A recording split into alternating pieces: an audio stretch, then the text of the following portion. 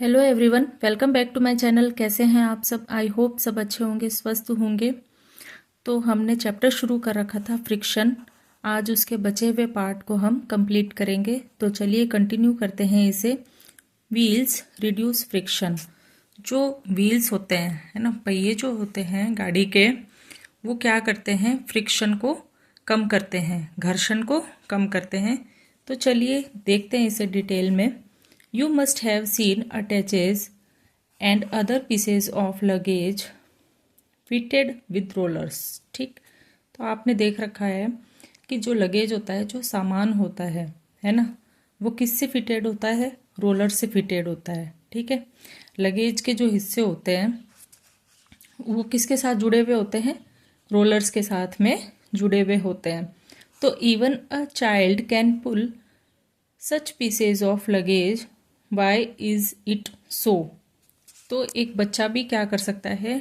Luggage को खींच सकता है। ठीक है, तो ऐसा कैसे हो सकता है? लेट अस फाइंड आउट, देखते हैं इसे। When one body rolls over the surface of another body, the resistance to its motion is called rolling friction। ठीक है, अगर कोई बॉडी मतलब कि कोई चीज़, ठीक है, दूसरी चीज़ की सरफेस पे, सतह पे, है ना, रोल कर रही है, तो the resistance to its motion is called rolling friction. ठीक है, तो उसका जो मोशन है, उसकी जो गति है ना, उसका प्रतिरोध क्या कहलाता है? रोलिंग फ्रिक्शन कहलाता है। ठीक है, कोई वस्तु है ना, बॉडी का मतलब कोई वस्तु है, कोई चीज़ है। ठीक है, तो कोई वस्तु अगर किसी वस्तु की सतह पर रोल करती है, ठीक है, रोल करती है, तो उस वस्तु की जो गति होती है ना, उसका जो प्रतिरोध होता है वो क्या कहलाता है? रोलिंग फ्रिक्शन कहलाता है। रेजिस्टेंस मतलब कि प्रतिरोध। तो रोलिंग रिड्यूसेस फ्रिक्शन। तो रोलिंग जो होता है ना, रोलिंग मतलब रोल करना, ठीक है, तो वो क्या करता है? फ्रिक्शन को कम करता है। रिड्यूसेस मतलब कि कम करना। It is always easier to roll than to slide a body over another. तो रोलिंग जो होता है, ठीक है, ये क्या है कि it is always easier to roll, है ना, तो रोल करना हमेशा क्या होता है? इजी होता है, आसान होता है। Than to slide a body over another. एक कोई चीज़ है, ठीक है, कोई वस्तु है, उस पर से अगर कोई वस्तु स्लाइड कर रही है तो उससे आसान क्या होता है? रोल करना, ठीक है, लुढ़कना। That is the reason it is convenient to pull luggage fitted with rollers. यही कारण है कि जो रोलर्स होते हैं लगेज में, है ना, वो क्या है? उसके लिए सुविधाजनक होते हैं खींचने में। ठीक है, कन्वीनियंट यानी कि सुविधाजनक। तो इसी कारण से क्या होता है कि लगेज में जो रोलर्स फिट किए हुए होते हैं, तो उन्हें खींचना क्या हो जाता है? आसान हो जाता है, ये सुविधाजनक होता है। ठीक है, can you now understand why the wheel is said to be one of the greatest inventions of mankind. ठीक है,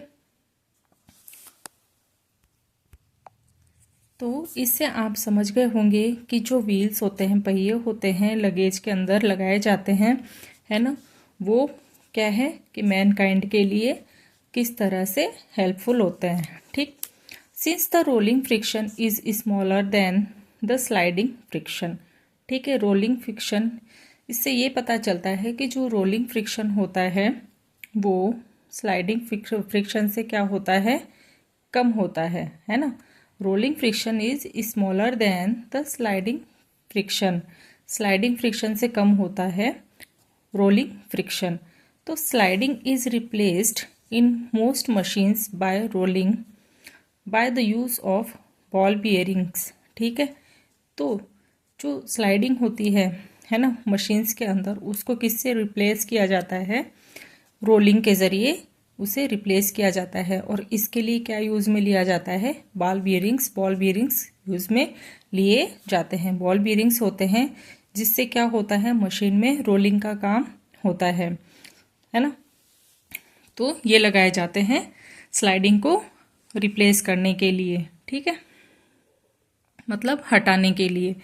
तो common examples are the use of ball bearings between hubs and the axles of ceiling fans and bicycle. तो इसके अगर हम सामान्य इसके उदाहरण देखें, मतलब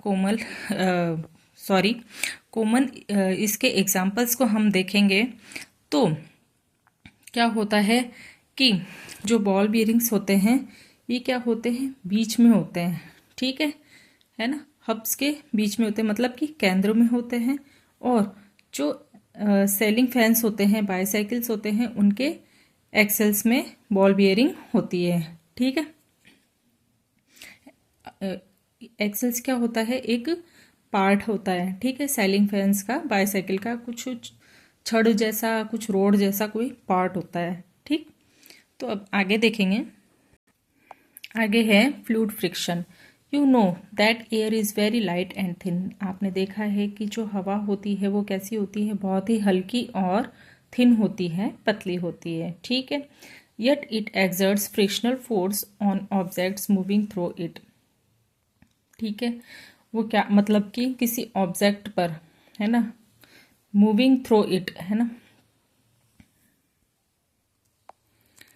किसी ऑब्जेक्ट पर, ठीक है, जब एयर की मूविंग होगी, हवा जब उस पर चलेगी तो क्या होगा कि जो फ्रिक्शनल फोर्स होता है, ठीक है, उसमें क्या होगा, खिंचाव होगा फ्रिक्शनल फोर्स में, ठीक है।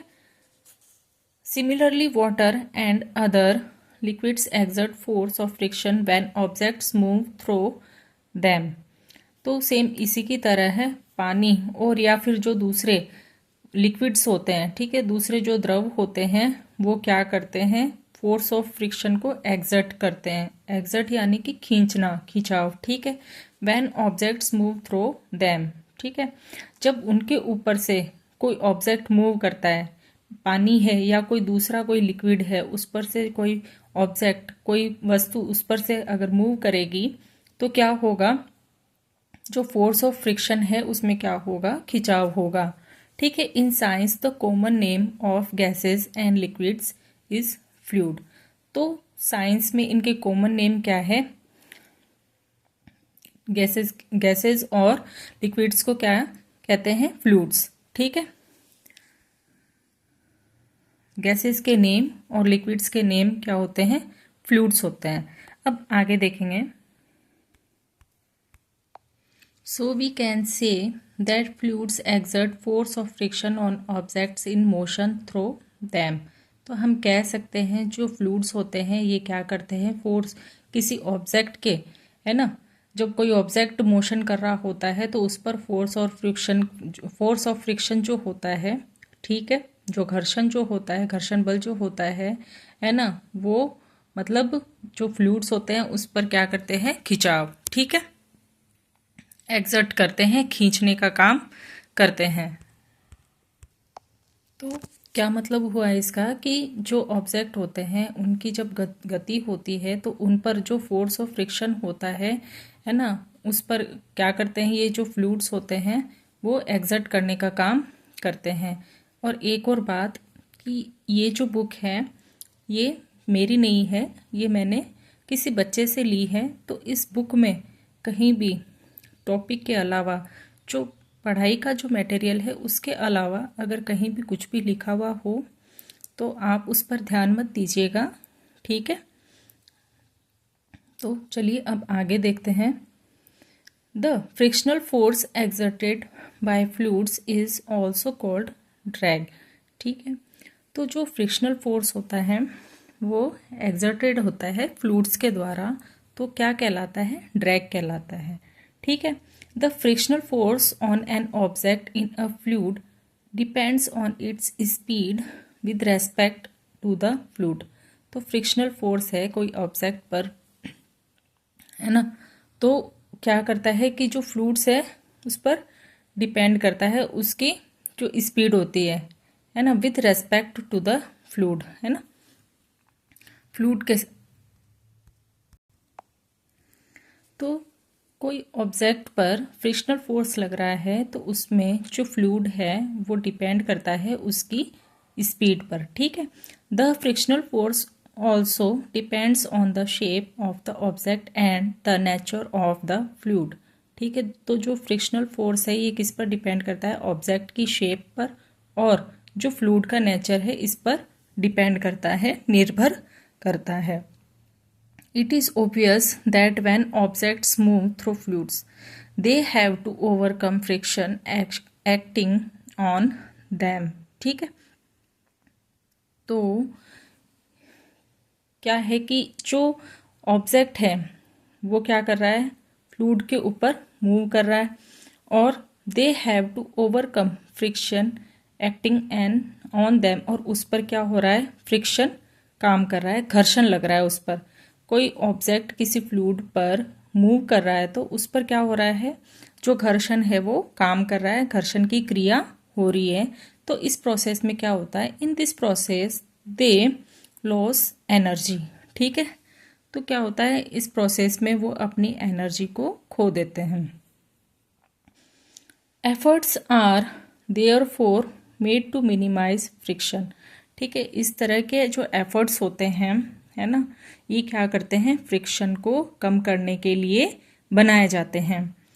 तो so objects are given special shapes, तो इसकी वजह से जो ऑब्जेक्ट्स होते हैं उनकी स्पेशल शेप बनी रहती है, या फिर इसलिए क्या होता है कि जो ऑब्जेक्ट्स होते हैं, है ना, जो चीज़ें होती हैं उन्हें स्पेशल शेप्स, स्पेशल उन्हें विशेष आकार दिया जाता है।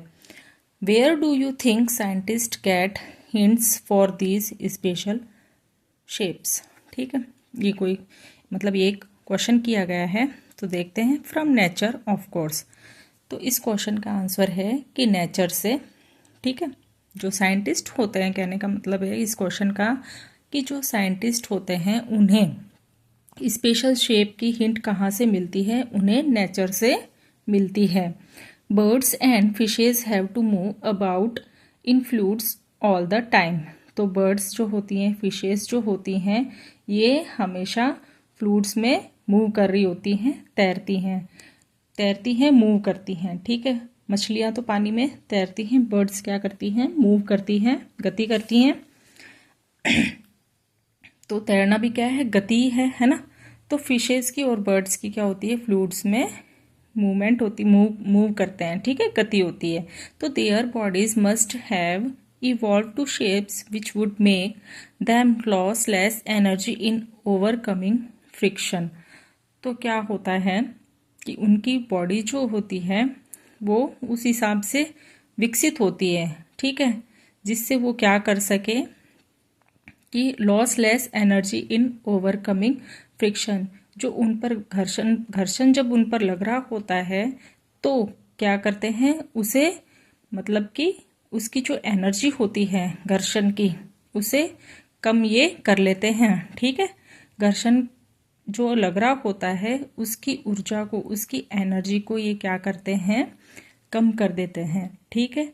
कैसे कि मतलब इस तरह से कम कर पाते हैं कि इनकी जो बॉडी होती है, बॉडी शेप जो होती है, ये इस हिसाब से ही विकसित होती है, ठीक है, जिसकी वजह से ये लगने वाले घर्षण को क्या कर सकते हैं, जो उसकी ऊर्जा जो होती है उसे कम कर सकते हैं। ये you read about this shapes in class 6, तो इनकी शेप के बारे में आप क्लास 6 में पहले पढ़ चुके हैं। Look carefully at the shape of an aeroplane figure 12.17, ठीक है। इसमें एक एरोप्लेन की शेप दी गई है और एक बर्ड की दी गई है। Do you find any similarity in its shape and that of a bird, तो इन दोनों की शेप में आपने कोई सिमिलरिटी देखी? तो चलिए ठीक है, अभी ये चैप्टर यहीं ख़त्म होता है। इससे रिलेटेड कोई भी क्वेश्चन हो तो आप कमेंट सेक्शन में ज़रूर पूछिएगा, कोई सजेशन हो तो आप कमेंट्स में बताइएगा, कोई डाउट हो तो ज़रूर पूछिएगा, ठीक है। अगर मेरी वीडियो आपको अच्छी लगे तो लाइक कीजिएगा, ज़्यादा से ज़्यादा शेयर कीजिएगा, चैनल पर नए हो तो सब्सक्राइब ज़रूर कीजिएगा, ठीक है। मिलते हैं नेक्स्ट वीडियो में नए चैप्टर के साथ। Okay, thank you, bye.